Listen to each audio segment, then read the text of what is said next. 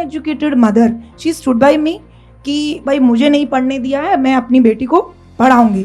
तो 1 साल के धरने के बाद में वो जेबीटी छोड़ के एंट्रेंस एग्ज़ाम दिया, उसमें आ गया, स्कॉलरशिप मिल गई, जर्नी शुरू हो गई। अगर आपको काम करना है तो आपको रॉ स्टोरेज करना पड़ेगा। अगर आपके यहाँ लिंगड़ा बहुत होता है, तिमला बहुत होता है, सिमल बहुत होता है, तो आप उसे प्रिजर्व करिए। जब आपकी रिक्वायरमेंट है, जब सीजन ऑन हो रहा है, 10 किलो की जगह 1000 किलो बेचिए। ये बाजरी का जो रोटी आपने बनाया, इसको टेस्टी कैसे किया है? मतलब ये हमारी प्लेट पे पहुंचते पहुंचते टेस्टी कैसे हो गया, जिसको हम रोज खाते हैं इतना चाव से। तो वो टेस्ट डेवलपमेंट मेरी मदर के थ्रू हमने किया और फिर उसका हमने चॉकलेट ट्रफल मिलेट केक बनाया। नमस्ते, जय किसान जय कृषि विज्ञान। मेरे काफ़ी सारे यहाँ गुरु भी हैं, किसान भी हैं, और ये एग्री स्टार्टअप का जो सेशन है, इसमें हम लोग एग्री स्टार्टअप से रिलेटेड बातचीत करेंगे कि जो एग्री स्टार्टअप हम लोग स्टार्ट करते हैं, क्या क्या चैलेंजेस आते हैं, किन किन चैलेंजेस को हम लोग देख के सीख के उनसे आगे बढ़ सकते हैं, और सबसे लास्ट में जो भी किसी की अगर क्वेरी है तो वो क्वेश्चन भी कर लेंगे, क्योंकि एग्रीकल्चर के स्टूडेंट भी हैं जो आगे चल के साइंटिस्ट या प्रोफेसर या फिर एग्री स्टार्टअप्स शुरू करेंगे। तो सुनीला मैम हैं जो ड्रैगन फ्लोरा फार्म एलएलपी चलाती हैं, और मैम पहले एसएमएस में वैज्ञानिक थी, एसएमएस में कृषि विज्ञान केंद्र में एसएमएस के पद पर। उसके बाद अपना स्टार्टअप शुरू की मैम।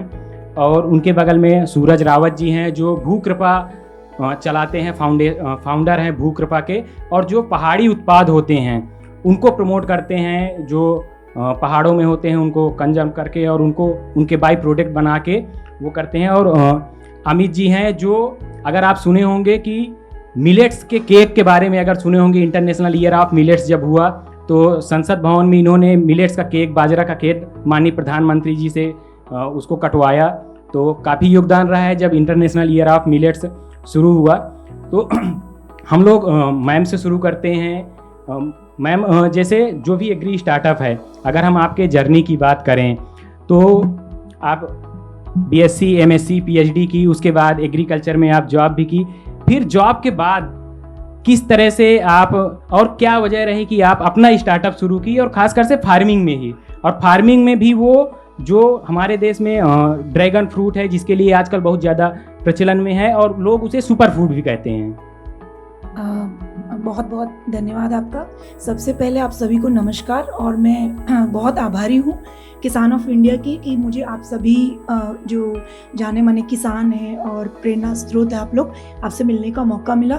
और ये बहुत ही सुंदर आयोजन है जो पहला डिस्कशन गया जो वुमेन एंटरप्रेन्योर से स्टार्ट हुआ, और अब मुझे ये मंच जो है एग्री स्टार्टअप्स में, अभी जस्ट मैंने एक थोड़ा सा रिपोर्ट देखा कि टोटल एग्री स्टार्टअप्स, बिकॉज इस वक्त इंडिया का एक गोल्डन पीरियड चल रहा है एग्री स्टार्टअप्स को लेके, क्योंकि जितनी टेक्नोलॉजी, जितना गवर्नमेंट का सपोर्ट इस वक्त अवेलेबल है, लेकिन फॉर्चुनेटली अनफॉर्चुनेटली वुमेन का कंट्रीब्यूशन एक रिपोर्ट के अनुसार 7 से 8% और दूसरी रिपोर्ट में मैक्सिमम 18%। हालांकि जैसे पहले पैनल डिस्कशन में से भी ये चीज़ निकली, भले जब हम पढ़ते थे तो बोला जाता था 70% आबादी खेती पर निर्भर है, अभी वो घट के 50% रह गई है, लेकिन पूरी खेती महिलाएं संभालती हैं। लेकिन जहाँ पर कोई फॉर्मल संस्थान की बात आती है, सक्सेस स्टोरी की बात आती है, तो अभी भी हम बहुत पीछे हैं। हम लोग सिर्फ 1/4 भी नहीं है, एक उसको कहें तो 1/5वां हिस्सा जो है उसको हम रिप्रेजेंट कर रहे हैं। सो ये बहुत एक प्राउड भी फील होता है, और एक ये भी लगता है कि नहीं, बहुत कुछ ज़रूरी है जहाँ चलना है। जैसे कि सर ने आपको बताया, मेरा ऑल थ्रू आउट मेरा बीएससी, एमएससी, पीएचडी सब कुछ खेती में है। मैं हमेशा से एक ब्रिलियंट स्टूडेंट थी। पिताजी मेरे एयरफोर्स में थे, तो वही जय जवान जय किसान वाला जो एक चीज़ है बहुत गहरी कहीं बैठी हुई थी। कुछ ऐसा स्टोरी वाली चीज़ नहीं है, बट मुझे ऐसा था कि फिज़िक्स केमिस्ट्री तो समझ में नहीं आती थी, 0 ही आ जाते थे उसमें, लेकिन बायोलॉजी में पूरा 100 में से 199 आ जाते थे। तो मुझे ये था कि कुछ ऐसा सब्जेक्ट चुनना है, करना है जहाँ पर कि अप्लाइड बॉटनी हो, और हमेशा से दिमाग ऐसा था कुछ ऐसा करना है जिसका तुरंत कहीं पे कोई प्रैक्टिकल एप्लीकेशन हो। तो 12th के बाद आया कि आप बॉटनी कर लीजिए, या हमारे परिवार में होता था कि जेबीटी कर लो। हम लोग नेटिव हरियाणा के हैं कि भाई लड़की है, पढ़ लो, टीचर बन जाए और इसकी शादी ब्याह कर दो। तो हमको था कि नहीं, अप्लाइड, अब अप्लाइड बॉटनी में एग्रीकल्चर, और ज़्यादा कोई जानने वाले लोग नहीं थे परिवार में। पिताजी 10वीं करके एयरफोर्स में लग गए, ऑनररी फ्लाइंग ऑफिसर बन के रिटायर हो गए। सो कोई ज़्यादा सपोर्टर्स नहीं थे। So my mother stood behind me, क्योंकि 12वीं के बाद जब मुझे बोला गया कि अब जेबीटी कर लो, क्योंकि वही हमारे खानदान का ट्रेंड था, तो हम धरने पे बैठ गए 1 साल कि वो हिसार यूनिवर्सिटी के सामने से गाड़ी आती है, एक एग्रीकल्चर कॉलेज है हरियाणा में, बाहर के तो सोच भूल जाओ, कोई भेजेगा नहीं, हिसार तक के जर्नी हो सकती है। Then my uneducated mother she stood by me कि भाई मुझे नहीं पढ़ने दिया है, मैं अपनी बेटी को पढ़ाऊंगी। तो 1 साल के धरने के बाद में वो जेबीटी छोड़ के एंट्रेंस एग्जाम दिया, उसमें आ गया, स्कॉलरशिप मिल गई, जर्नी शुरू हो गई। उसके बाद फिर सब सपोर्ट करने लगे, क्योंकि मेरे पिताजी को केवल एक डर था, उनका वहम था जो सच नहीं था। क्योंकि जब मैंने हिसार एग्रीकल्चर यूनिवर्सिटी में एडमिशन लिया तो जब मैं गांव जाती, मेरे काका और जो ताया थे वो बहुत खुश थे। तब मैंने अपने पिताजी को पूछा, आप क्यों डरते थे कि ताऊ जी ऐसा बोलेंगे वैसा बोलेंगे, जबकि ऐसा कुछ भी नहीं था। सो वहां से धीरे धीरे करके उनकी इतनी ज्यादा मेंटालिटी चेंज हुई। उसके बाद फिर कभी किसी ने एमएससी के बाद भी नहीं बोला कि तुम शादी करो, जब हमारी मर्जी थी तब देखेंगे। तो एमएससी में गोल्ड मेडलिस्ट थे, पीएचडी करने का मौका मिला, लेकिन हमेशा से था कि अपना खुद का ही करना है, कुछ ऐसा जो नया हो। तो एमएससी पीएचडी की रिसर्च भी ऐसी थी जो किसी ने नहीं की थी। एंथूरियम के फ्लावर्स नवसारी में किसी ने देखे नहीं थे। पीएचडी में हम रायपुर में थे तो वहाँ ऑर्किड कोई जानता नहीं था। तो फिर भी लेकिन एक्सपीरियंस एक ज़रूरी होता है, और माता पिता के आशीर्वाद से ही आप आगे जा सकते हो। तो उनकी एक इच्छा थी कि जब बिटिया ने पीएचडी की है तो भाई एक बार गवर्नमेंट जॉब ले वो। तो एक उनका कर्ज फर्ज जो होता है, भाई जिस मदर ने सपोर्ट किया तो हम उनको फिर नहीं उनकी इच्छा को कर सकते। तो हमने पीएचडी के बाद as an assistant professor join किया। 4 साल लगे उन्हें मनाने में कि भैया हमारी लाइफ अब खुद जी लेने दो। 4 साल बाद उनको समझ में आया, उन्होंने बोला बेटा जो करना है कर लो अब।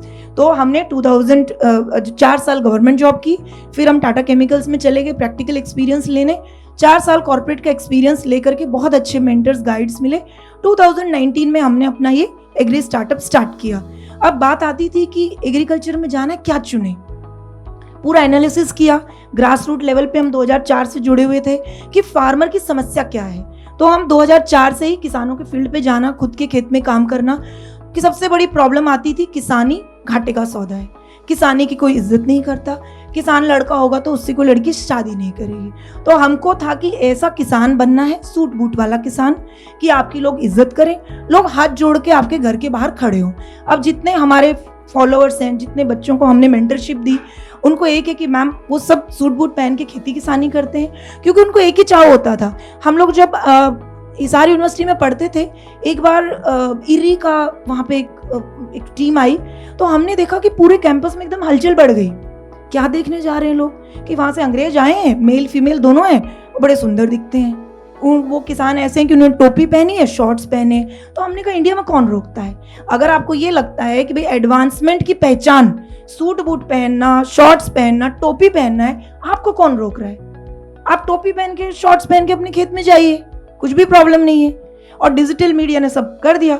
दूसरी उनकी किसान थी कि मैम नेगेटिव ही है, खेती कभी पॉजिटिव होती नहीं। बहुत सारे फल और हॉर्टिकल्चर का जितनी चीज़ें, उन सब का स्वॉट एनालिसिस किया, क्योंकि हमको जहाँ जहाँ से पढ़ाई करने का मौका मिला, MBA भी किया इंटरनेशनल बिजनेस में, पूरी साइंटिफिक विधि लगाई कि कौन से फसलों को चुना जाए, कहाँ ऐसा हो कि जो मेरी बात मान करके एक कॉर्पोरेट का किसान बने, उसको कभी नुकसान ना हो। सब एनालिसिस पे ड्रैगन फ्रूट नंबर 1 पे निकला। ना उसको पेड़ पौधों से कोई, ना उसको जंगली जानवर से डर है, कम पानी चाहिए, क्लाइमेट रेजिलेंट क्रॉप है, और एक न्यू क्रॉप। बस चैलेंज सिर्फ इतना था, गवर्नमेंट में कोई जानता नहीं था, कोई ICAR इंस्टीट्यूट सपोर्ट करने वाला नहीं था। तो बीइंग एन साइंटिस्ट वो बीड़ा हमने उठाया कि बूट स्ट्रैपिंग करके हम उसका R&D सब करें। अब 6 साल की जर्नी में 2 वेराइटीज निकली है, पूरा उसका SOP है, पूरे प्रोटोकॉल्स अवेलेबल हैं, पूरा हम लोग A to Z पूरा इकोसिस्टम डेवलप किया है कि जो भी स्टूडेंट्स या प्रोफेशनल्स आना चाहते हैं, साइड इनकम करना चाहते हैं, ROI बहुत ज़बरदस्त है। सिर्फ एक 8 से 10 लाख की इन्वेस्टमेंट साथ कोई आता है और अगले 25 साल तक वो 10 से 15 लाख की इनकम की गारंटी करके करता है। और अभी जो इतनी स्कीम्स है, स्टार्टअप इंडिया जो स्कीम चल रही है, हम लोगों ने रफ्तार में सिलेक्शन हुआ, वहाँ से गवर्नमेंट ऑफ इंडिया से ग्रांट मिली, तो हमने इसकी वैल्यूएशन प्रोसेसिंग की। तो इस तरीके से हमारी एक छोटी सी हम्बल शुरुआत हुई, और उसका इम्पैक्ट बस इतना हुआ कि जिस ड्रैगन को कोई जानता नहीं था, तो अलग अलग जो मेंटर्स, हमारे टीचर्स और DDG साहब हैं और कई लोग जो मिले, उनसे इतना हो गया कि अब कई स्टेट्स ने सब्सिडी शुरू कर दी है, NHB में क्रॉप आ गई है। अब आप इसको पहले लोग बोलते थे मैम सब्सिडी नहीं है, तो हमको बहुत दिक्कत आई, लोगों ने लिया नहीं इस क्रॉप को। अब सब्सिडीज भी आ गई हैं तो इसका एरिया एक्सपोनेंशियली एक्सपैंड हुआ है। और मन की बात में जब मोदी साहब ने ड्रैगन का नाम लिया, उसके बाद से सेंटर ऑफ एक्सीलेंस आ गया, एकदम से इस पर रिसर्च की फंडिंग हो गई। तो अब इसका जो सुनहरा भविष्य हमने साइंटिफिकली स्वॉट एनालिसिस में निकाला, वो बिल्कुल सच साबित हुआ है। जितने ग्राफ प्रिडिक्ट किए गए थे वो सारे के सारे सत्य हैं, और अगला 30-35 साल इसकी सीढ़ी ऊपर ही जाने वाली है। तो इस तरीके से ड्रैगन फ्लोरा ने अपना छोटा सा एक स्टार्टअप करके, this is a small role we are playing. Thank you. आगे हम सूरज जी को सुनेंगे, जो इनका भू कृपा है और पढ़ाई करने के बाद एग्री स्टार्टअप में आए, जबकि ये एग्रीकल्चर स्टूडेंट भी नहीं थे, लेकिन एग्रीकल्चर में आए और पहाड़ी उत्पादों को फूड प्रोसेसिंग करके और उसे मार्केट पहुंचा रहे हैं। इनके साथ काफ़ी सारे फार्मर्स भी जुड़े हैं, अपने साथ साथ काफ़ी सारे लोगों को रोज़गार भी देते हैं। नमस्कार, मेरा नाम सूरज है और सबसे पहले मैं धन्यवाद करना चाहूँगा किसान ऑफ इंडिया का कि एक छोटे से स्टार्टअप को उठा के यहाँ तक लेके आ गए हैं। और मैं मतलब बहुत सारी चीज़ें हैं, मैं अपनी जर्नी की शुरुआत करूँगा। 2019 की बात है जब मेरी मैकेनिकल इंजीनियरिंग ख़त्म ही हुई थी। तो कहीं ना कहीं अभी जैसे ही मैं ये जो इससे पहले सेशन चल रहा था तो सर लोग बैठे हुए थे, तो उनमें से सर ने बताया कि मैं पौड़ी गढ़वाल से हूँ। तो एकदम से मैं कनेक्ट कर गया। फिर उन्होंने वो सारी चीज़ें बताई जो शायद मैं लेके यहाँ पे आया हूँ, और मैं आप लोगों के साथ शेयर करूँगा कि क्या हमने उन चीज़ों को लेके हल निकाला है। कि सर कह रहे थे माइग्रेशन बहुत ज़्यादा हो गया, और सबसे ज़्यादा माइग्रेशन भी हमारे पौड़ी से हुआ है। मैं पौड़ी गढ़वाल से हूँ, सर भी पौड़ी गढ़वाल से थे, तो सबसे ज़्यादा माइग्रेशन हमारे पौड़ी से हुआ है। तो जैसी मेरी इंजीनियरिंग कंप्लीट हुई थी तो मेरा सबसे पहले दिमाग में एक ही सवाल आया कि या तो मैं जॉब कर सकता हूँ, या मेरे पास दूसरा ये था कि जो माइग्रेशन हमारे पहाड़ों में हुआ है, अगर इसे अभी रोका ना गया तो शायद हो सकता है कि आने वाले टाइम में जब लोग अपने रिटायरमेंट के बाद आएंगे तब जाके शुरुआत करेंगे, तो सब उस टाइम तक वो एक दिखावा रह जाएगा, या शायद वो चीज़ खत्म हो जाएगी। फिर लोग अपने, या तो हो सकता है पैसे बनाने के लिए आ रहे होंगे, क्योंकि उत्तराखंड में धीरे धीरे ऐसा हो चुका है कि अब टाइम के साथ धीरे धीरे लोग अब उस चीज़ को छोड़ते जा रहे हैं और वहाँ कोई और इन्वेस्ट कर रहा है, कोई और पैसा बना रहा है। लेकिन मेरी सोच ये थी कि अगर मैंने इतना अपने उत्तराखंड से अगर मैं निकला हुआ हूँ, और मैं अगर अच्छी खासी मेरे घर वाले ने मुझे पढ़ाया, बचपन में हम लोगों ने भी खेती से अपने दादाजी के साथ करा हुआ है। फिर होता क्या है कि दिखावे में कि माइग्रेशन में मैं हर जगह एक चीज़ बोलता हूँ कि माइग्रेशन जो हुआ है वो सबसे पहले हमारे घर वालों ने करवाया है, क्योंकि उनको ये था कि उनके बच्चे अच्छी जगह पढ़ने चाहिए, अच्छे स्कूल में होने चाहिए, तो उन्होंने उनको भेजा। उनको देखते देखते, सोसाइटी को देखते देखते वो सब लोग निकल चुके हैं, वहाँ से पौड़ी से छोड़ के जा चुके हैं। लेकिन मुझे यहाँ पर देख के बहुत अच्छा लगा कि हर कोई किसान कर रहा है। हो सकता है कि इस इन्वायरमेंट को देख के अब लोग किसानी की तरफ को आए और हमारे उत्तराखंड से माइग्रेशन थोड़ा कम हो। तो बात यहाँ पे थी कि हम लोग, जैसी मेरी स्टडी कंप्लीट हुई तो मेरे दिमाग में आया कि अपने पौड़ी के लिए कुछ करा जाए। तो समझ में आया कि यहाँ लोग काम करना ही नहीं चाहते। तो हम लोगों ने देखा कि कैसे करके सबसे पहले हम ऑर्गेनिक फार्मिंग पे आए। तो ऑर्गेनिक फार्मिंग पे हमें लगा कि हम 2 दोस्त थे जिन्होंने स्टार्ट किया था, तो हमें लगा कि हमसे तो ना हो पाएगा, क्योंकि ये बहुत टफ चैलेंज लग रहा था। फिर उसके बाद हमने देखा कि ऑर्गेनिक फार्मिंग में हम किसी मेंटर को हमने पकड़ा, फिर उनसे टीचिंग वगैरह जो भी हो सकता था, लेकिन हमें लगा कि ये बहुत टफ हो रहा है। फिर उन्होंने एक मशरूम कल्टीवेशन का एक सेक्टर आया, तो उन्होंने बताया कि आप मशरूम कर सकते हैं, और ये मशरूम एक बहुत अच्छा कैश क्रॉप भी है। तो हमें लगा कि यही सबसे बेस्ट है, क्योंकि नौजवान लड़के थे और हमारे जेब में पैसे भी नहीं थे। घर वालों को बहुत रिक्वेस्ट करने के बाद उन्होंने एक छोटी सी अमाउंट हमें दी, उसमें ही हमने काम चलाना शुरू करा। लेकिन हमें लगा कि मशरूम कल्टीवेशन एक ऐसी चीज़ है, कम इन्वेस्टमेंट में बहुत अच्छा रिटर्न देके हमें अपना बिजनेस, हम अपना स्टार्टअप शुरू कर सकते हैं। लेकिन दिमाग में वही था कि इससे शायद हम लोग आगे नहीं बढ़ सकते, या हम अपने पहाड़ के लिए, मेन मुद्दा था कि मैं अपने उत्तराखंड के लिए क्या कर सकता हूँ, मैं अपने पौड़ी के लिए क्या कर सकता हूँ। तो मुझे यही चीज़ बार बार दिमाग में चल रही थी। धीरे धीरे करके हम लोग मशरूम कल्टीवेशन हमने करा, बट हम फिर फूड प्रोसेसिंग में आए कि कैसे करके इसकी वैल्यू जनरेट करी जाए, इसकी वैल्यू एडिशन करा जाए। फिर हम लोगों ने क्या करा कि हमारे उत्तराखंड में जो मेन अभी तक हमारा कॉन्सेप्ट जो चल रहा है कि हम अपने उत्तराखंड में बहुत सारे ऐसे क्रॉप्स, देखिए उत्तराखंड देवभूमि है, यहाँ पे बहुत सारी जड़ी बूटियाँ आपको आसानी से मिल जाएंगे। और जड़ी बूटियाँ कीड़ा जड़ी से लेके आपको शिलाजीत से लेके कूट कुटकी जटामासी सब कुछ आपको यहाँ पे मिल जाएगा। और सबसे बड़ी बात यह है कि इसकी मार्केट पहले से बनी हुई है। ऑर्गेनिक इंडिया हमारे उत्तराखंड से ले रहा है ना। तो कुछ ऐसी क्रॉप्स थी जिनकी मार्केट वैल्यू एडिशन बिल्कुल भी नहीं हो रखा था, और वो हर साल होती है, उनमें न्यूट्रिशनल वैल्यू इतना ज़्यादा होता है कि आप अगर उसे कंज्यूम करते तो आपकी डेली लाइफ में, आपकी हेल्थ में आपको चेंजेस दिखना स्टार्ट होंगे। किसी में आयरन बहुत ज़्यादा है, किसी में पोटेशियम बहुत ज़्यादा है। तो हमने उस चीज़ को टारगेट करना स्टार्ट करा, कौन सी ऐसी क्रॉप्स हमारे उत्तराखंड में हो रही है जिसको अगर हम प्रोसेस करें, उसको मार्केट में लेके आए, तो हो सकता है जो हर साल ऐसी वेस्ट जा रही है। क्योंकि कुछ क्रॉप्स ऐसी है, अगर आप देखेंगे पहाड़ी अंजीर जिसे बोलते हैं, तिमला होता है, लिंगड़ा होता है, इनमें बहुत सारा आयरन होता है। तो बहुत सारी ऐसी चीज़ें हैं जो लोग क्या करते हैं। मैं भी अपने गांव में जब हम गाय चराने जाते थे तो नदी में जाते थे, और वहाँ से दादी कहती थी कि आज शाम के लिए लिंगड़ा लेके आ जाना, मम्मी कहती थी, तो साथ साथ ये काम भी हो जाता था, मछलियाँ भी मार ली थोड़ी बहुत, और थोड़ा बहुत लिंगड़े भी लेके आ गए। तो हमारा सिर्फ इतना होता था। और मुझे ऐसा लगता है कि हर गांव की यही कहानी थी। वो जाते थे अपने लिए एक मुट्ठी जितना भी हो सकता था, आधे किलो 250 ग्राम लेके आए, उन्होंने कंज्यूम करा, उसके बाद वो चीज़ हो रही है, फिर अगले साल दोबारा हो गई। हम लोगों ने क्या करा, इसको प्रोसेस करना स्टार्ट करा बहुत जल्दी। हम लोग अभी जैसे लोगों में अवेयरनेस आ रही है, क्योंकि ऑयस्टर मशरूम जो हम लोग उगा रहे हैं अभी तक शायद लोगों को पता नहीं था, और बहुत सारे इंसिडेंट ऐसे हो रखे हैं, हिमाचल में हो रखे, उत्तराखंड में हो रखे, कि लोगों ने जंगल से मशरूम लाए हुए मशरूम को खाया और उसके बाद उनकी डेथ हो गई है। तो कहा जाता था पहले कि जब गांव में क्या होता था कि मशरूम जब जंगल से लेके आते थे, मतलब ये बहुत अच्छी बात मुझे सुनने को लगी कि जब गांव में मशरूम जंगल से लेके आते थे तो कई कई गांव में कहा करते हैं कि पहले कुत्ते को दिया करते थे। फिर कभी कभी हमारी दादी लोग ये बताते थे कि जब हम जंगल से मशरूम लेके आते थे तो सबसे पहले जो घर में सबसे ज़्यादा बुजुर्ग है उसको दिया जाता था, जाएगा तो यही जाएगा, इसके अलावा कोई और नहीं, मतलब सब लोग सेव हो जाएंगे। लेकिन हम लोगों ने क्या करा, इसमें अवेयरनेस स्टार्ट करी, ऑयस्टर मशरूम कल्टीवेशन स्टार्ट करा, इसके बारे में बताना शुरू करा, इसके कुकीज़ बनाए, इसके ड्राई फॉर्म में इसको आगे प्रमोट किया।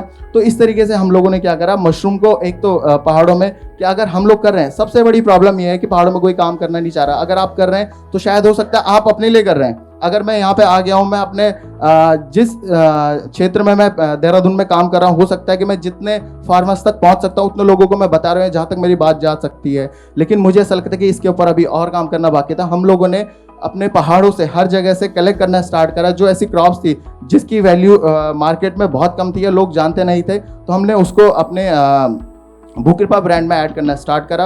उसको हमने एक मार्केट में बहुत अच्छी वैल्यू जनरेट करी। अब हम गांव के हर क्षेत्र से मतलब बहुत सारे रीजन से हम लोग गांव के लोगों से बहुत अच्छा वो जो वेस्ट जा रहा था, तिमला वेस्ट जा रहा था, लिंगड़ा वेस्ट जा रहा था, जो शिमल है जिसमें मेडिसिनल इतनी सारी प्रॉपर्टीज़ है, कॉटन ट्री जिसे बोलते हैं, लेकिन वो अभी तक कोई भी उसे यूज़ नहीं कर रहा था, तो वो चीज़ हम अपने कार्ट में लेके आए, हम उसे प्रमोट कर रहे हैं। इसी के साथ ही साथ हमने देखा कि यार अभी इससे तो काम नहीं बन रहा है। हमारा मेन मोटिव क्या था, माइग्रेशन को रोका जाए, अपने लोगों को पहाड़ तक, अगर पहाड़ तक वो हैं और वो सिटी में आ रहे हैं, वहाँ को छोड़ के जा रहे हैं, तो उसका एक रीज़न ये था कि वहाँ कहीं ना कहीं जॉब्स वगैरह नहीं है, या वहाँ लोगों में एक लिमिटेड इनकम सोर्स हो चुका है, और हमें क्या करना था, इस लिमिटेड इनकम सोर्स को हमें बढ़ाना था। तो हमने क्या करा, हमने देखा कि वो लोग अभी हमारे उत्तराखंड में चारधाम यात्रा बहुत मतलब सीजन में बहुत पीक पे होती है, और चल क्या रहा है, जो वहाँ पे प्रसाद बिकने वाला है, जो वहाँ पे प्रसाद बिक रहा है, वो बिक रहा है यहाँ शहरों से निकल के आ रहा है। एक कहानी हमारे उत्तराखंड में चल रही है, हमारे उत्तराखंड में कहानी चलती है कि जब गांव में सब्जी होती है,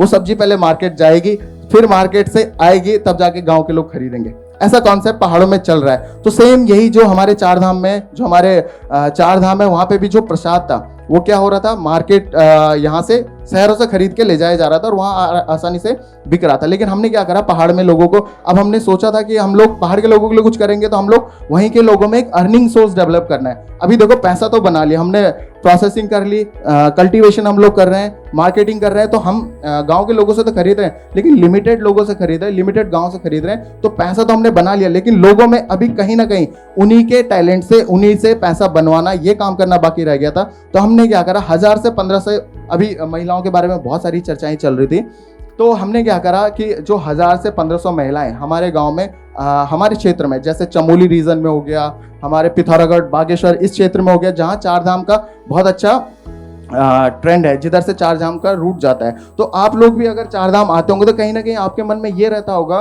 कि अगर हम यहाँ इतनी दूर आए हैं तो यहाँ से कुछ ना कुछ उत्तराखंड का लेके जाएं। लेकिन आपको देखने को क्या मिलता है कि कहीं बाहर का सामान यहाँ पे आके बिक रहा है, तो आप लोग भी बहुत ज़्यादा डिसअपॉइंट हो जाते होंगे कि यार हम लोग उत्तराखंड आए थे, यहाँ से कुछ लेके जाना चाहते थे लेकिन हमें मिल नहीं पा रहा है। तो हम लोगों ने क्या करा, उन लोगों को ट्रेन करना स्टार्ट करा। अगर आप उत्तराखंड में आ रहे हैं और हम तक नहीं पहुंच पा रहे कि आपको लिंगड़े का अचार चाहिए या आपको प्रोसेस लिंगड़ा चाहिए जिसे आप सब्जी बना के खा सकते हैं, तो आपको आप नहीं पहुंच पा रहे, तो हम लोगों ने गांव के लोगों को ये ट्रेनिंग देना स्टार्ट करा कि आप लोग इसे कैसे करके प्रिजर्व कर सकते हैं। अगर देखिए गांव के लोग हैं, चार धाम रूट पे आप जाओगे तो बैठे रहते हैं, 2 किलो 4 किलो 10 किलो जितना सीजन में कोई भी चीज़ होती है उसका अचार बना के उसका बेचने लग जाता है। जितना वो 10 किलो बिकेगा फिर उसके बाद वो खाली बैठ जाते हैं। तो हम लोग गांव में जाके सबसे पहले चीज़ क्या करी, उनको बिजनेस समझाया कि अगर आपको काम करना है तो आपको रॉ स्टोरेज करना पड़ेगा। उसकी टेक्निक हमने उनको बताई कि आपको कैसे करके इसे प्रिजर्व करना है। आप पूरे साल भर, अगर आपके यहाँ पहाड़ी नींबू गलगल बहुत होता है, अगर आपके यहाँ लिंगड़ा बहुत होता है, तिमला बहुत होता है, सिमल बहुत होता है, तो आप उसे प्रिजर्व करिए। जब आपकी रिक्वायरमेंट है, जब सीजन ऑन हो रहा है, 10 किलो की जगह 1000 किलो बेचिए। तो ये एक टैलेंट ही हमने उन्हें सिखाया। दूसरा ये था कि अगर हमारे चार धाम में हमारे उत्तराखंड के अगर प्रसाद बिके तो शायद हो सकता है कि आप लोगों में भी ज़्यादा क्रेज आए कि वहाँ से हमने कोई चीज़ ली थी और वो बहुत टेस्टी थी, बहुत मज़ेदार थी। हो सकता है कि शायद आप दोबारा उन्हें ऑर्डर दें। तो ये कैसे पॉसिबल हो सकता है, हमने गांव-गांव में जाके कम से कम मैंने बताया कि 1000 से 1500 महिलाओं को हमने ये ट्रेनिंग दी कि आप मिलेट्स के लड्डू कैसे बना सकते हैं, मिलेट्स के कुकीज़ कैसे बना सकते हैं, आप जैसे झंगोरा हो गया, आप उसके झंगोरे की बर्फी कैसे बना सकते हैं, ये प्रसाद और चौलाई के लड्डू कैसे बना सकते हो। तो ये प्रसाद अगर हमारे शायद हो सकता है मंदिरों में जाए, हमारे धामों में जाए, तो हो सकता है कि गांव के लोगों को ही एक बहुत अच्छा अर्निंग सोर्स भी मिलेगा, गांव का पैसा गांव में आएगा और कहीं ना कहीं अगर आगे इन फ्यूचर में भी उन्हें डिमांड आती है तो कहीं ना कहीं हमारे उत्तराखंड में एटलीस्ट जहां अभी लोग हैं वहां कम से कम लोग रुक जाएं। फिर धीरे धीरे करके ये ट्रेंड अगर आगे बढ़ता है तो हम कहीं ना कहीं जहां ज़्यादा माइग्रेशन हो चुका है वहां पर भी ये कॉन्सेप्ट लॉन्च करेंगे। बहुत बहुत धन्यवाद। अगले जो हमारे पैनल में है अमित जी, हम जानना चाहेंगे सबसे पहले अमित जी की जो आपके बेकरी का नाम है RDZ 9083, उसके नाम रखने के पीछे की क्या स्टोरी है, पहले आप उसे बताएं। फिर हम लोग चाहेंगे कि जैसे एक होता है कि बेकरी हम करेंगे लेकिन एग्रीकल्चर में मिलेट्स पे करेंगे और मिलेट्स पे एक ब्रांड खड़ा कर देंगे कि हम मिलेट्स केक भी बनाएंगे, मिलेट्स कुकी भी बनाएंगे, तो उसके बारे में कैसे आप शुरू किए और क्या वजहें रहीं? नमस्कार, खमा गणी हुकम, सबको मेरा बहुत बहुत प्रणाम। वैसे तो मैं इन दोनों की स्पीच सुन के मैं स्पीचलेस हो गया हूँ, लेकिन मैं अपनी जर्नी बताना चाहूँगा कि जो RDZ 1983 बेकरी है वो R मीन्स मेरे फादर का नाम है रमेश जी, उनका इनिशिएशन हमने R लिया, और दुर्गा जी D, उनसे हमने D लिया, और 1983 उनका वेडिंग ईयर था। तो मैंने बहुत सारे नाम खोजे थे लेकिन वो सिलेक्शन नहीं हुआ उनका ट्रेडमार्क के लिए। तो फिर हमने ये एक यूनिक नेम सोचा जो मेरे घर से ही आया था, हम सब ने बैठ कर डिस्कशन की। अच्छा, इससे पहले जस्ट मैं थोड़ा सा पहले अपनी स्टोरी बताना चाहूँगा कि मैं एक्चुअली एक एक्सीडेंटल बेकर हूँ। बेसिकली मैंने MBA किया था after my BCom honours accounting, MCom economics and MBA in HR and marketing. I just join a bakery company as a manager, और 2-3 महीने बाद में मैंने उसको रिज़ाइन कर दिया था क्योंकि मुझे कॉर्पोरेट जॉब चाहिए था, 10 से 5, या कनाडा जाना था, IELTS दिया था। तो मेरे ऐसे ड्रीम्स थे जो सब MBA के होते हैं, जो MBA करने के बाद सोचते हैं। लेकिन मुझे फैक्ट्री मैनेजर का रोल मिला और आफ्टर 3 मंथ्स मैंने उसको रिज़ाइन दिया, लेकिन उन्होंने एक्सेप्ट ही नहीं किया। उन्होंने कहा नहीं आपको इस बेकरी को मॉडर्न करना है, इस बेकरी में नहीं रहना है जहाँ पे लुंगी पहन के लोग काम करते हैं या जो गंदगी है इन सबको हटाना है, इसको मॉडर्नाइजेशन करना है। Then I visited born company, many companies in 2009 से 2010 तक, और फिर 2011 में हमने उसमें 2-3 करोड़ रुपए खर्च करके उसको पूरा मॉडर्नाइजेशन, एक बेकरी प्लांट तैयार किया, which you can say Rajasthan का सबसे अच्छा बेकरी प्लांट था वो उस टाइम। ये जोधपुर में है। वहाँ मैं 9 साल रहा एज अ GM। मैं वहाँ से मैंने जॉब छोड़ा। जॉब मैंने इसलिए छोड़ा बिकॉज मुझे लग रहा था मुझे आउट ऑफ द बॉक्स कुछ करना है और मेरी कंपनी मुझे नहीं करने दे रही है। तो आई स्टार्टेड 2018 में, जैसे एक सर्वेश भाई ने बताया, RDZ 1983 बेकरी की स्थापना करी हमने, जिसमें मैं और मेरे ब्रदर शामिल हैं, डॉक्टर सुमित पुनी। 2018 में ही हमने 12 नवंबर 2018 को बेकरी स्टार्ट किया था, और क्रिसमस डे पे 24 दिसंबर 2018 को हमने राजस्थान का बिगेस्ट केक बनाया, 150 kg, which was 6 feet long, 5 floor। तो वो बड़ा हिट हो गया, उसकी वजह से हमें बहुत काम में लग गया, कई सारी होटल्स टाइप्स हो गए, बड़े बड़े केक्स के ऑर्डर आने लग गए। अच्छा, एक मेरा शौक था शुरू से एसएचजी को ट्रेन करना, तो पहले हम इसी तरह के हॉल लेके महिलाओं को केक्स बनाना, मफिन्स बनाना, ये सब सिखाते थे। वो फिर मेरा धीरे धीरे पार्ट हो गया एसएचजी को ट्रेन करना। पहले ये कॉमर्शियल था, हम फीस लेके सिखाते थे, फिर वो फ्री में शुरू हो गया और एसएचजी के साथ गाँव में जाके शुरू हो गया। तो गाँव में मैंने आज तक 9 एसएचजी ट्रेन करी है, जो बिल्कुल एकदम ठेठ गाँव होते हैं, बाड़मेर, जैसलमेर, गुड़ामालानी, सांचौर, इस साइड के जो गांव होते हैं जहाँ पे घूंघट पहन के लेडीज़ काम कर रही है, घूंघट भी नहीं उठाने देते उनको, ऐसी जगह हमने एसएचजी ट्रेन करी है। उसकी वजह से वहाँ जो यहाँ का ICAR डिपार्टमेंट है, उनका एक लोकल डिपार्टमेंट है जोधपुर में, काजरी, they invited me as a bakery chef. मैंने फिर बेकरी शेफ के कोर्सेज भी किए to become a bakery chef, more मतलब उसको हैंड्स ऑन करने के लिए। और फिर हमने जो मैं ट्रेनिंग देता था उसी के कारण लोग जानते थे कि ये बेकरी शेफ है जोधपुर में कोई जो बड़े केक्स में माहिर है। तो दे कॉल्ड मी एंड मुझे बोला मिलेट पे केक बनाओ। ये 2022 की बात है, और उससे पहले हमारी 4 आउटलेट हो गई थी, लेकिन कोरोना के कारण बंद करनी पड़ गई, बहुत नुकसान हुए। एक टाइम में 30-35 आदमी काम करते थे, जो कि 4-5 आदमी रह गए। तो हमने बहुत कुछ सहा, हमने बहुत लोन्स भी लिए, और बहुत सारी, ये एक स्टार्टअप का मतलब बड़ा एक डिफरेंट फेज़ होता है, जिसमें वो अलग अकेले जाके रोता है, समझ नहीं आता है क्या करना है, किससे हेल्प मांगनी है, क्या समझ नहीं आता। लेकिन धीरे धीरे सब चीज़ें ठीक हुई, और 2022 में अगस्त सितंबर की बात है, काजरी called me, ICAR called me और बोला कि यार एक मिलेट पे कुछ बनाना है, केक बनाओ, मफिन्स बनाओ, कुछ बनाओ, ठीक है ना। तो हमने एक केक डेवलप किया with help of my mom. मेरी मम्मी की हेल्प से हमने, क्योंकि मम्मी बाजरी के सोगरे, आपने सुना होगा, रोटी बनती है जो राजस्थान में बड़ी फेमस है, तो हमारे 365 दिन बनती है घर में। तो आई वॉज जस्ट थिंकिंग कि ये बाजरी का जो रोटी आपने बनाया, इसको टेस्टी कैसे किया है, मतलब ये हमारी प्लेट पे पहुँचते पहुँचते टेस्टी कैसे हो गया, जिसको हम रोज़ खाते हैं इतना चाव से। तो वो टेस्ट डेवलपमेंट मेरी मदर के थ्रू हमने किया, और फिर उसका हमने चॉकलेट ट्रफल मिलेट केक बनाया। वो 1 kg का केक हमने ICAR भेजा दिल्ली में, और मेरे सुनने में आया कि तकरीबन 100 ऑफ सैंपल्स आए थे, जिसमें से वो हमारा एक केक सेलेक्ट हो गया, और हमें ऑर्डर मिला 80 kg cake, chocolate truffle cake बनाने का। अच्छा, इससे पहले हमें नहीं पता था कि केक कहाँ जाना है, ठीक है। We just made the cake, 80 kg का हमने केक बनाया। एक SHG की गाड़ियाँ आई 4-5, वो लेके गई, बड़ी सिक्योरिटी में गाड़ियाँ गई।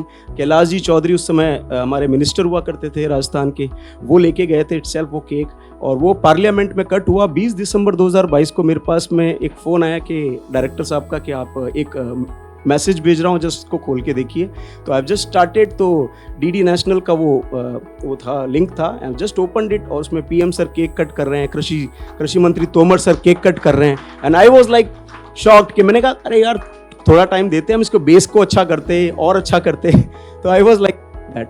तो ये एक जर्नी स्टार्ट हुई मिलेट में, और ऊपर वाले का करम है कि हमको वो शायद हमें आउट ऑफ द बॉक्स हम खुद सोचते हैं, इस वजह से शायद हमें ये मौका मिला कि आप उसमें और डीप उतरें। अब मैं बात करना चाहूँगा किसान ऑफ इंडिया की, कि जैसे हम साथ में जुड़े, किसानों का क्या, लाइक जैसे देखो मैं कॉर्पोरेट जॉब से आता हूँ, मैं GM रहा हूँ, हमने फैक्ट्रीज देखी है, लेबर्स देखी है, लेबर्स को मैंने बड़े ध्यान से देखा है, वो किसानों के ही बच्चे हैं और किसानों से ही रिलेटेड है। उनके माँ बाप यूपी में, बिहार में, झारखंड में खेती कर रहे होते हैं, और वो हमारे यहाँ नौकरी कर रहे होते हैं। अच्छा, वो नौकरी करने क्यों आते हैं, वो क्यों खेती छोड़ते हैं, और क्यों इस तरह के कामों में आते हैं कि उनको ऐसा काम करना पड़े और खेती नहीं करना चाहते, तो वो मैंने डीपली सीखा, समझा। और फिर हमने SCG के थ्रू जो ट्रेनिंग दी किसानों को, उसमें हमने काम करना शुरू किया, मिलेट के ऊपर रिसर्च करना शुरू किया। इस 2022 के केक के बाद तकरीबन 4 बार PM सर केक खा चुके हैं हमारा, पीयूष गोयल जी 4 बार G20 में केक कट कर चुके हैं। उसके बाद हमें 7 बार मौका मिला, लास्ट जो 7 G20s थे इंक्लूडिंग दिल्ली, जयपुर, गुजरात, इन सब G20s में हमें केक बनाने का मौका मिला। हमें फूड पार्टनर बनाया गया इंडिया का। अच्छा, जो गिफ्टिंग गई सारे राष्ट्राध्यक्ष को, जो गिफ्टिंग गई 20 देशों के, उसमें हमारे कुकीज़ को जगह मिली गिफ्टिंग के रूप में। तो इस तरह से हम धीरे धीरे आगे बढ़ते रहे। अब हमारा फोकस ये है, अब जैसे किसानों को क्या फ़ायदा हुआ उस पर बात कर रहे थे, तो 4 साल 5 साल पहले जो बाजरी 20-22 रुपये किलो, 18 रुपये किलो या 15 रुपये किलो में मिल रही थी, वो आज 35 रुपये में भी नहीं मिल रही है। ठीक है, तो ये हमारा है कि जैसे किनोवा का रेट आज 250-300 रुपए केजी हो गया, मखाना का प्राइस बढ़ गया, लेकिन राजस्थान जो लार्जेस्ट प्रोड्यूसर है बाजरी मिलेट का, 44% आई थिंक शेयर है पूरे इंडिया में उसका, एंड फर्स्ट नंबर पे है प्रोड्यूसिंग ऑफ मिलेट में। लेकिन उसके जो किसानों की जो हालात हैं, लाइक बाड़मेर रीजन में या पूरे वेस्टर्न राजस्थान में आप जाएंगे तो किसान डोंट वांट टू, मतलब वो उगाना नहीं चाहता, वो खुद के लिए 100-200 किलो बाजरी उगाता है और बाकी वो उगाता क्या है, अनार उगाता है या दूसरी चीज़ें उगाता है जो बिकती ज़्यादा है, ठीक है ना। तो जब से ये मिलेट का काम स्टार्ट हुआ, मैं बहुत बहुत धन्यवाद देना चाहूँगा प्रधानमंत्री मोदी जी का और उनकी एंटायर टीम का कि उन्होंने इस तरह के काम किए। 2023 इटसेल्फ में मैंने खुद ने अंदाजन 45 इवेंट्स अटेंड किए हैं, जिसमें 2 बाहर भी थे, इंडोनेशिया थे, गल्फ कंट्रीज़ में थे। तो वहाँ जाके हमने मिलेट्स को, जैसे इंडोनेशिया में हमने मिलेट के बारे में बात की तो लोग बोलते हैं कि ये तो हम चारे में देते हैं, इसका कैसे कुकीज़ बनाया होगा आपने। तो लेकिन वहाँ पे भी क्लाइंट्स बने हमारे और वहाँ पे हमने सप्लाई शुरू की। गल्फ में 3-4 कंट्रीज़ में हम एक्सपोर्ट करते हैं। अभी हमने जो G20 लास्ट हुआ उसमें हमने कुछ गिफ्टिंग्स भेजी है। तो इस तरह से काम करते करते हमें खुद को समझ में आने लगा कि मिलेट इज़ दी जो अभी हम जो मैदे पे काम कर रहे थे, पहले मैदे के केक्स बना रहे थे, अब हम मिलेट के केक्स बना रहे हैं या मिलेट के मफिन्स बना रहे हैं या मिलेट के स्नैकिंग पे शुरू किया है काम। तो हम 3-4 अभी हमने एक क्लाइंट है हमारे बहुत बड़े CRPF, तो CRPF के ट्रेनिंग सेंटर्स में रोज़ मॉर्निंग में जवानों को 2 कुकीज़ मॉर्निंग में और शाम को 1 कुकीज़ इवनिंग स्नैक्स में दिया जाता है। तो उसके कारण उनका जो मेटाबॉलिज्म होना है या उनको जो आयरन मिलना है या जो उनकी डेफिशिएंसी है फूड में, वो दूर हो रही है कहीं ना कहीं। अच्छा, मिलेट को पूरे साल नहीं खा सकते, ऐसा भी एक मिथ है लोगों का, लेकिन हमारे यहाँ तो हम रोज़ खाते हैं, ठीक है। तो वो भी हमने CRPF में हो गया, BSF में होगा, देना शुरू किया। तो धीरे धीरे हमारे पास एक अनगिनत क्लाइंट्स लिस्ट ऑफ क्लाइंट्स बना। हमने तकरीबन 1.5-2 करोड़ रुपए के आसपास बिजनेस भी जनरेट किया। अभी हमारे पास में किसान देखें तो डायरेक्ट जो FPOs हैं, FPOs को हमने टाइप किया। अब हम FPO से ऐसे टाइप करने लग गए हैं कि जैसे आप बाजरी उगाएं, आप 4 टन हमें दें डायरेक्टली, उस 4 टन में से 2 टन का पैसा आज लीजिए, ठीक है ना, 32 रुपीज़ में तय कीजिए। तो इस तरह से काम करने लग गए धीरे धीरे। तो डायरेक्ट किसानों को भी, मेरे यहाँ पे किसानों का आना जाना बेकरी में इतना बढ़ गया है जो मुझे बहुत अच्छा लगता है, ठीक है। और अब आगे की बात करें तो फ्यूचर ये है कि देखिए, फ्यूचर में हर कोई, चाहे वो आम आदमी हो, चाहे रिक्शा चलाने वाला हो, चाहे पार्लियामेंट में कोई IAS ऑफिसर हो, एवरीबडी वांट्स कि मैं अच्छा खाना खाऊं, मेरा सेहत अच्छा रहे। सब कुछ ठीक है, बाद में आएगा सब कुछ, फर्स्ट उसका सेहत अच्छा रहे। तो हम उसी के लिए वर्कआउट कर रहे हैं। हम उसके लिए देखिए, हर आदमी दलिया नहीं खा सकता, हर बच्चा दलिया या वो चीज़ें नहीं खा सकता, तो उसको हमें ब्राउनी देनी पड़ेगी, उसको हमें मॉडर्नाइजेशन वे में पिज़्ज़ा देना पड़ेगा, उसको हमें पास्ता देना पड़ेगा या दूसरी ऐसी चीज़ें देनी पड़ेगी जो वो खाना चाहता है। तो हमने उसी को बस मिलेट में कन्वर्ट किया है और उसको टेस्ट में कन्वर्ट किया है। हमने आप चॉकलेट चिप चॉप्स कुकीज़ बनाए थे हमने, उसके हमने 300 बार ट्रायल्स किए बच्चों पे, 300 बच्चों पे ट्रायल्स किया हर एक एज पे। एंड फिर बाद में हमें जो वैरायटी निकल के आई वो हमने खिलाना शुरू किया। तो I can show you the videos, YouTube पे वीडियोज़ हैं कि बच्चे मतलब उसको ऐसे मांग रहे हैं जैसे उसको कोई खिलौना लेना है वो उस मेले में, उस इवेंट में। तो वी हैव क्रिएटेड दिस। लेकिन अभी हमें लगता है हमने सिर्फ 2-3-4% जर्नी तय की है। अब मुझे लगता है आप सबके आशीर्वाद से हम और ज़्यादा अच्छा करेंगे। अभी मैंने इसरो में और इंडियन ऑर्गेनाइजेशन में एक मेल भी भेजा है कि अब जब चांद पे या और किसी ग्रह पे हमारा जो अंतरिक्ष यान जाए तो वहाँ पे भी केक कट होना चाहिए, वो भी मिलेट का। Thank you. समय की भी अपनी सीमाएं हैं, तो मैं 2 क्वेश्चन लूँगा और मैं चाहूँगा कि बहुत लिमिटेड समय में आप उसका हमारे जो भी सुनने वाले लोग हैं उनको आप दें, क्योंकि तीनों अलग अलग फील्ड के लोग हैं और हमारे साथ किसानों के साथ साथ एग्रीकल्चर स्टूडेंट भी हैं जो आगे चल के कहीं ना कहीं हो सकता है कि इन्हीं में से कोई निकलेगा जो अपना स्टार्टअप शुरू करेगा। मैम, पहला सवाल मैं आपसे ही लूँगा कि ड्रैगन फ्रूट में आज के समय में जो नए इनोवेशन है, जो नई टेक्नोलॉजी है, वो किस तरह से, कौन कौन सी टेक्नोलॉजी आ रही हैं और किस तरह से फार्मर्स उनका लाभ ले सकता है? देखिए, ड्रैगन फ्रूट का जो अवेयरनेस है, कोई भी जो टेक्नोलॉजी हो उसे एडॉप्ट हम तभी करें जब हमें उसकी मार्केट एश्योर है। तो ड्रैगन का बहुत सारा काम तो कोविड ने कर दिया कि, और इसके ऊपर आप हमारे वेबसाइट पे जाइए, ब्लॉग्स जो हैं साइंटिस्टों के द्वारा, एक होते हैं ब्लॉग कोई भी लिख देते हैं, रिव्यू लिख करके, लेकिन जब एक एमडी डॉक्टर जब मेडिकल के लोग डालें तो उसकी एक ऑथेंटिसिटी होती है। तो जैसे आजकल तो हम कोई भी स्टार्टअप करते हैं तो हर एक में लिख देते हैं सुपर फूड है, हेल्दी है। नहीं, ड्रैगन के केस में ऐसा है, साइंटिफिकली प्रूवन, कैंसर, डायबिटीज़ और स्पेशली कैंसर में, क्योंकि इसमें डाइटरी फाइबर बहुत ज़्यादा है, तो इन ए नटशेल इसके मेडिकल बेनिफिट आपको ज़्यादा समझाने नहीं पड़ेंगे। तो जो भी नए स्टार्टअप्स आए, इसके जो कुछ एरिया हमने चुने, आप उसका पहली बात तो वैरायटी थी, क्योंकि इसमें पील परसेंटेज, आप कोई भी ऐसी वैरायटी चुने जब प्रोसेसिंग करनी होती है तो उसके अंदर जो पल्प है वो ज़्यादा से ज़्यादा हो, पतले छिलके वाली वैरायटी। हमने 2 वैरायटी डेवलप की है, DF1 जो है प्रोसेसिंग की है, DF2 जो है कमर्शियल प्रोडक्शन के लिए। 33 से 35% वेस्ट जाता है। न्यूट्रास्यूटिकल्स, जो भी अगर आप बायोटेक फील्ड से हैं तो आप कुछ ऐसा लीजिए कि उसमें से आप न्यूट्रास्यूटिकल्स छांटिए। जब तक आप उसका प्रोसेस स्टैंडर्डाइज करेंगे, इंटरनेशनल बड़े बड़े कंपनीज बैठे हैं, आपका प्रोडक्ट उनको पता चल जाए आप शुरू करने वाले, उससे पहले आपके पास आ जाएंगे ऑर्डर्स, क्योंकि इससे हाई एंड स्किन केयर ये सब चीज़ बन रहा है। अभी precision farming, agriculture infrastructure fund में प्रिसीजन फार्मिंग जो आया है, इंटरनेट ऑफ थिंग्स, आप ड्रोन लीजिए, कोई भी खेती करिए छोटे एरिया में, क्योंकि अब ज़मीनें घटती जा रही है, प्रिसीजन फार्मिंग कीजिए। विदेश में जैसे वियतनाम सबसे बड़ा प्रोड्यूसर है, जब हम वहाँ गए कंपनी शुरू करते ही हमने सब टूर किए थे, ट्रेडिशनल खेती थी, पूरे वियतनाम में 50,000 हेक्टेयर ही है सिर्फ, लेकिन हमारी गवर्नमेंट ने 2030 तक ही 50,000 हेक्टेयर कवर करने का एक बड़ा ही ऐसा विजन लिया था।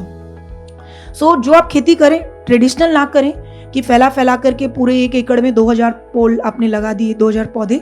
हमने जो अभी प्रोटोकॉल किया है 5000 प्लांट्स मिनिमम है, कि कम जगह में आप पहले दिन से ही उसको प्रिसीजन, छोटे जगह में जितना आ सकता है।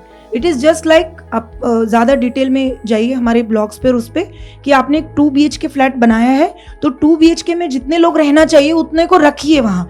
ऐसा नहीं है कि एक सिंगल आदमी के लिए 2 BHK बन गए। वैसे ही खेत भी है, 1 एकड़ में मिनिमम 5000 पौधे ड्रैगन के जा सकते हैं, 8000 तक आप ले सकते हैं। सो आप कॉम्पैक्ट खेती करिए।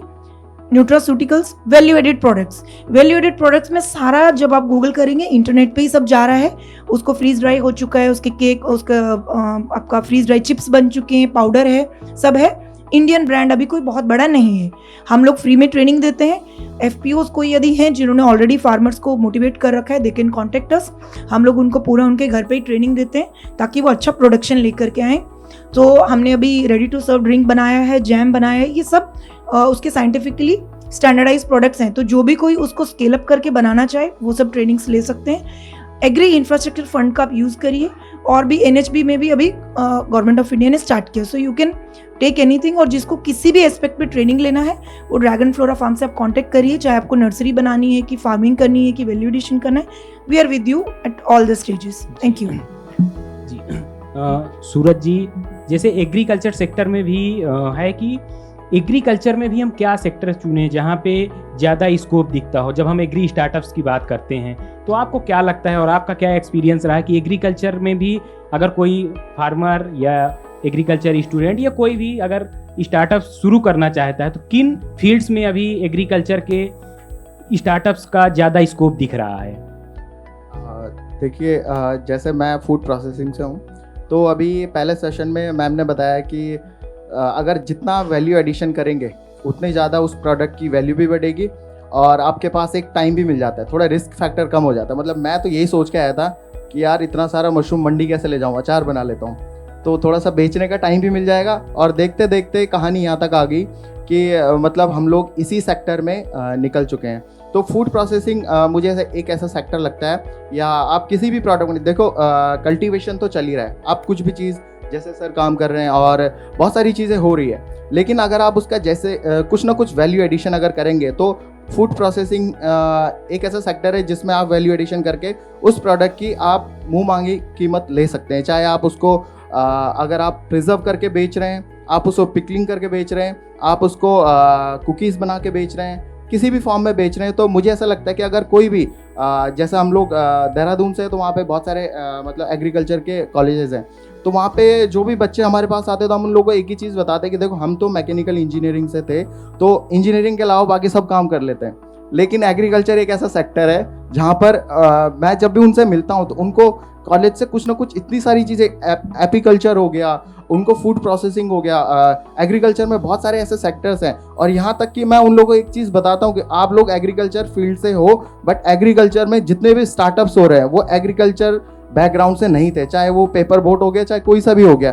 तो कम से कम आप लोग अगर एग्रीकल्चर फील्ड से हो तो कुछ ना कुछ एक ऐसा तूफान तो मचाओ कि आपके सेक्टर से भी हमें लगे कि एग्रीकल्चर बैकग्राउंड से कोई एक ऐसा स्टार्टअप आया है जो कि बूम कर रहा है और सच में एग्रीकल्चर बैकग्राउंड से। और मुझे लगता है कि एग्रीकल्चर एक ऐसी चीज़ है कि अगर कोई मैकेनिकल का बंदा अगर एग्रीकल्चर के सेक्टर में उतरा है तो मुझे लगता है कि मेरे पास इतनी नॉलेज नहीं है। मैं मशरूम कल्टीवेशन करने के साथ साथ सीखा हूँ, लेकिन एग्रीकल्चर बैकग्राउंड के बच्चों को पहले से ही सिखाया जाता है, पहले से ही समझाया जाता है। तो मुझे ऐसा लगता है कि जितना भी मैं उन लोगों के साथ रहा हूँ उनको ज़्यादा नॉलेज है। और मुझे कहीं ना कहीं ऐसा लगता है कि अगर फील्ड की नॉलेज और पेपर की नॉलेज अगर दोनों मिल जाए तो शायद बहुत बड़ा बूम हो सकता है। तो मेरा यही है एग्रीकल्चर के स्टूडेंट्स को कि आपकी जिसमें एक्सपर्टीज़ है आप उसमें काम करें। प्रोडक्शन बहुत ज़्यादा हो रहा है, आप रिसेलिंग के ऊपर काम कर सकते हैं, फूड प्रोसेसिंग के ऊपर काम कर सकते हैं।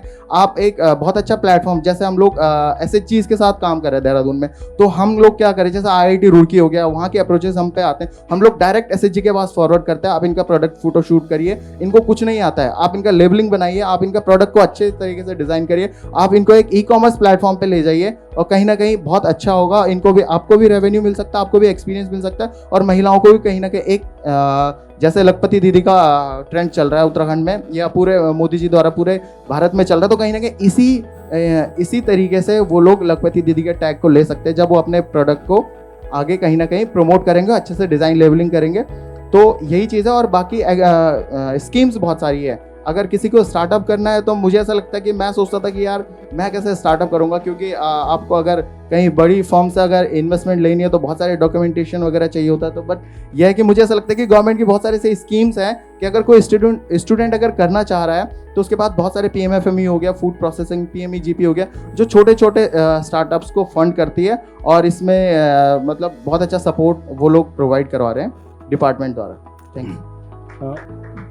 एक लास्ट वो करते हैं कि जैसे आप अभी अमित जी बताए कि आपके यहाँ राजस्थान में जो महिलाएं थी वो घूंघट में रहती थी, तो क्या आप लोगों के बेकरी शुरू करने के बाद और जिस तरह से आप लोग वहाँ पे जो बाजरा होता है उसकी कीमत बढ़ाए अपने बेकरी के माध्यम से या फिर अवेयरनेस लाकर, तो क्या वहाँ की महिलाओं के उसमें भी कुछ परिवर्तन आया? जो कल्चरल एक होता है कि महिलाएं घूंघट से नहीं निकलेंगी या फिर महिलाएं आगे आके खेती किसानी नहीं करेंगी, तो आप लोगों के काम शुरू, क्योंकि आप वहाँ पे लोकल लेवल पे जाकर भी लोगों को अवेयर करते हैं और विभिन्न प्रकार के प्रशिक्षण देते हैं, तो क्या उसके बाद भी परिवर्तन आया? जी ऑफ कोर्स आया है, लेकिन उससे पहले मैं कहना चाहूँगा ये काम जो आप कह रहे हैं कि हमने किया ये रेट इंक्रीज, हमने नहीं किया ये, मतलब मैंने नहीं किया ये, हम सब ने मिल के किया है, आप जैसे लोगों ने और जो सामने बैठी है पूरी जनता उन सब ने किया है। अच्छा, जो फ़र्क आप बता रहे हो वो ज़रूर हमने महसूस किया। हालांकि देखिए कभी हम कुछ करते हैं ना तो उसका क्या फ़र्क होगा वो कई बार डायरेक्ट फ़र्क दिखता है, कई बार इनडायरेक्टली थोड़े दिन बाद दिखता है। मैंने बाड़मेर में एक गुड़ामालानी के पास में एक हमारी मीटिंग थी जिसमें इथोपिया से और कनाडा से कुछ डेलीगेशन आया था, कोई ऑर्गेनाइजेशन था जो लेके आया था जोधपुर, फिर जोधपुर से हम गुड़ामालानी गए उन किसानों से मिलने, SHG से मिलने के इनके जीवन में क्या बदलाव आए। तो वहाँ पे बड़ा इस तरह का एक आयोजन हुआ और वहाँ की जो MLA हैं उन्होंने स्टेज पे बुला के मुझे एक बात बोली कि यार आपने 2 साल पहले जो SHG को ट्रेनिंग दी थी हमारी, उसके कारण हमारे यहाँ 2 बदलाव आए। मैंने कहा क्या है बताइए। कि एक तो हमारे यहाँ है ना हाईएस्ट आत्महत्या की केसेस हैं, वुमेंस में जो आत्महत्या के केसेस बहुत ज़्यादा है बाड़मेर में, आज से 2-4 साल पहले ऐसा था, तो वो कम हुए हैं इन 2 सालों में। बिकॉज जो औरतें हैं जो घूंघट में रहती हैं वो क्या होती है, बात करने की उनको परमिशंस नहीं होती, बाहर जाने की परमिशंस नहीं होती। जो SHG आपने ट्रेंड करी 2-3, तो उसके चक्कर में कई औरतें बाहर आने लगी, एक दूसरे को विश्वास आने लगा, एक दूसरे से बात करने लगी, तो अपनी परेशानियां साझा करने लगी। एक तो ये चीज़ हुआ, और दूसरा ये कि जो विडोज़ महिलाएं थी वहाँ की, विडोज़ महिलाओं से पहले कोई बात नहीं करता था, उनकी मतलब परछाई पड़ना भी मतलब वो अपशगुन मानते हैं, गाँव में ऐसा कहते हैं। लेकिन कुछ विडोज़ को हमारी SHG में शामिल किया गया, वो इंटेंशनली उन्होंने किया, मुझे पता नहीं था उसका। तो वो क्या लेकिन मैंने बस ये काम किया कि अलग काम नहीं करना है, इसको यही काम करना है, साथ में आपके ग्रुप के ही, अलग नहीं बैठना है। तो उसको अलग बैठाते थे पहले, तो वो सब हमने शुरू किया। तो उसमें हमें पता चला कि इस तरह का इम्पैक्ट भी आया कि आज विडोज जो विधवा महिलाएं हैं उसको फिर उन्होंने स्टेज से उठाया भी उसको कि देखो ये विधवा महिला है, आप उठो। तो वो सब ग्रुप में बैठी थी और हंस खेल रही थी। तो कि ये एक बदलाव आया है, ये एक पॉजिटिव बदलाव आया है। तो इस तरह के बदलाव हमारे हाथ से कब हो जाते हैं, ये सब महादेव कृपा है, माता पिता की कृपा है, आप सबकी कृपा है कि हो जाते हैं। तो मुझे ऐसा लगता है कि कुछ भी आउट ऑफ द बॉक्स करने से या दूसरों का सोचने से, इस तरह की ट्रेनिंग देने से जो आप दोनों भी कर ही रहे हैं, तो और दूसरा कुछ भी अपने क्षेत्र में जो भी आपने फील्ड चुन लिया है उसमें डीपली काम करने से चेंजेस आज नहीं तो कल आने ही आने हैं। और उसके चेंजेस का जो इम्पैक्ट है इट कैन बी लाइक बहुत दूर तक जा सकता है। अब जैसे इथियोपिया की मैंने बात करी, तो इथियोपिया से जो डेलीगेशन आया था उन्होंने इथियोपिया में एसएचजी का ट्रेंड नहीं है, ये इंडियन गवर्नमेंट ने स्टार्ट किया। और अब एफपीओज एसएचजी बनाना ये सब इंडिया में बहुत शुरू हो गया है, उसको फंडिंग देना कैसे। तो उस पूरे फॉर्मेट को इथियोपियन गवर्नमेंट ने समझा और वहाँ के जो कृषि से लोग आए हुए थे उन्होंने कहा कि हम इथियोपिया में भी यही इस तरह का सिस्टम जनरेट करके वहाँ की महिलाओं को और ऊपर लाएंगे या वहाँ के गांव वालों को, किसानों को ऊपर लाएंगे। तो मेरा सपना बस यही है कि जो गांव के लोग हैं वो भी आगे आने चाहिए, उनको भी समान अधिकार मिलना चाहिए जो हमें मिलता है, शहर वालों को मिलता है। और अब मेरे ख्याल से गवर्नमेंट बहुत काम कर रही है और गवर्नमेंट के अलावा आप एक खुद बहुत बड़ी गवर्नमेंट है जो बिहाइंड द डोर काम कर रहे हैं। Thank you for this. लेकिन सर मैं बता दूं कि आप लोग हैं तब किसान ऑफ इंडिया है, क्योंकि जब आप लोग फील्ड पे अच्छा काम करते हैं तो निश्चित रूप से किसान ऑफ इंडिया की टीम वहाँ पहुँचती है। तो जब आप लोग हैं, आप लोगों से किसान ऑफ इंडिया की टीम है, जो हमारे यहाँ किसान हैं, कृषि वैज्ञानिक हैं, उनसे किसान ऑफ इंडिया की टीम है। जी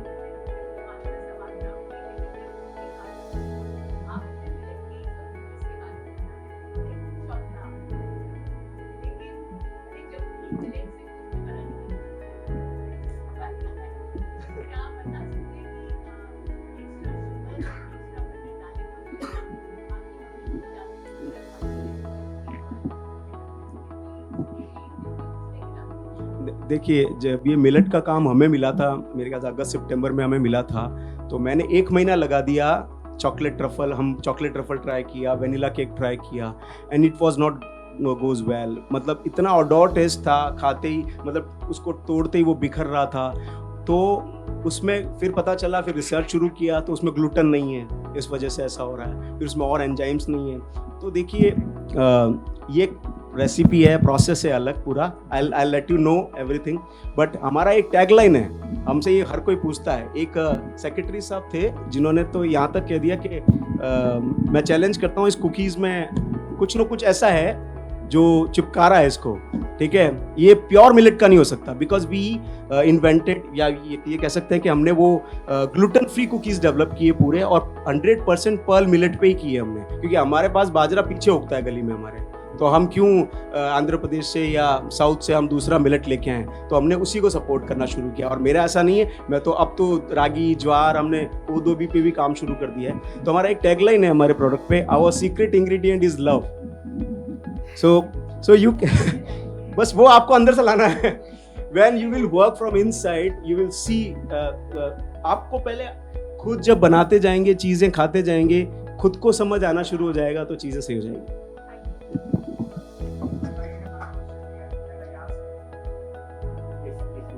अगर बताइए सर एक छोटा सा क्वेश्चन पूछिएगा, क्योंकि हमें लंच के लिए भी ब्रेक लेना है। इन्होंने खाने की इतनी बात कर ली है कि अब सबको भूख लग गई है।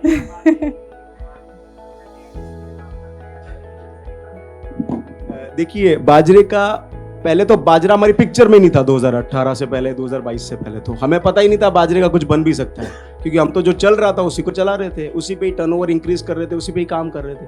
लेकिन जब पता चला कि बाजरा इतना फायदेमंद है, तो हम बाजरे की राब पीते हैं 365 दिन हमारे घर पे, बाजरे का सोगरा खाते हैं 365 दिन। तो हमें लगा इसमें कुछ तो है, जिसकी वजह से इंटरनेशनल ईयर ऑफ मिलेट्स बनाया गया है। तो कल्टीवेशन का ऐसा है कि पहले नहीं था, पहले हमारे पास में बाजरा का वैल्यू एडेड भी नहीं था, तो वैल्यू एडेड पहले हमने किया। अब हम कल्टीवेशन पे भी घुस रहे हैं, मतलब अभी हम किसानों के पास चले गए हैं, वहाँ बैठते हैं गाँव में। अब हम इस पे फोकस कर रहे हैं कि विदाउट, अभी कल की एक स्टडी है, अगर आप न्यूज़पेपर पढ़ें कल का जो हमारे राजस्थान का है, उसमें आई थिंक नेशनल पे ही होगा वो पूरा, कि जो रिसर्च शुरू हुआ है पंजाब में और हरियाणा में, तो वहाँ पे किसान जो पेस्टिसाइड्स डाल रहे हैं उनको उनका जो EQ लेवल, पता नहीं वो बहुत सारे लेवल्स हैं कैंसर के, और वो दैट आर लाइक मतलब बहुत ज़्यादा हैं। उनको कैंसर होने की संभावना 50% ज़्यादा है एक आम आदमी से, उन्हीं किसानों को ही। पहले तो ये रिसर्च आज तक नहीं हुई थी जो कल हुई है और जो कल पब्लिसाइज्ड हुई है। तो हम अभी जैसे गाँव में बैठते हैं तो पता चला कि वहाँ पे जब खेती होती है तो खेती के टाइम जैसे वो डाल रहे हैं, पेस्टिसाइड्स डाल रहे हैं, तो हम उनको धीरे धीरे हम उनको समझा रहे हैं कि पेस्टिसाइड्स मत डालो, पेस्टिसाइड्स डालोगे तो तुम्हारा बाजरे का वैल्यू आएगा सपोज 20-22 रुपए, और पेस्टिसाइड विदाउट ऑर्गेनिक बनाओगे तो 35-40 रुपए आएगा। अब तुम्हें क्या उगाना है तुम उगा लो, देख लो। तो वो धीरे धीरे खुद समझदार हो रहे हैं किसान। बहुत अच्छी है 10 मंथ्स हम शेल्फ लाइफ दे रहे हैं विदाउट प्रिजर्वेटिव्स। आप लोगों का बहुत बहुत धन्यवाद।